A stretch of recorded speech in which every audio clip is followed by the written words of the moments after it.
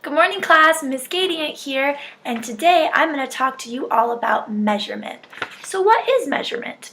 Well, measurement is the action of measuring something, but today we're here to specifically talk about the action of measuring larger units using multiple copies of a smaller object in order to measure. But the key point when we're doing this activity is there can't be any gaps or overlaps with the smaller object we're using in order to measure. So we can use all types of things in order to measure, not just inches or feet on a ruler or a yardstick. You can use your hands to measure the length of something, putting them touching exactly with no overlaps and no gaps, or you can use your feet in order to measure the distance of something. So that's what we're going to be exploring in our lesson today. So what if I wanted to measure how many footprints it takes for me to get from our classroom out into the hall? Well, I don't know. If I did it, would I have the same answer as you guys?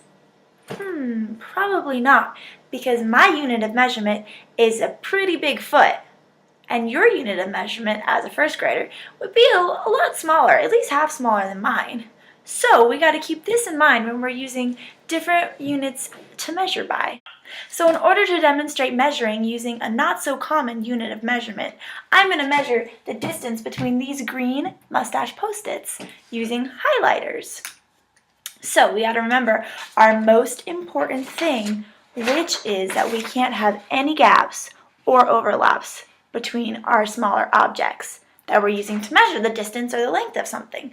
So if I was to try to get an accurate measurement of how many highlighters it takes to get from this Post-it to this Post-it, you've got to start at the very top, and then you see where the bottom is, and you line up your next highlighter right there.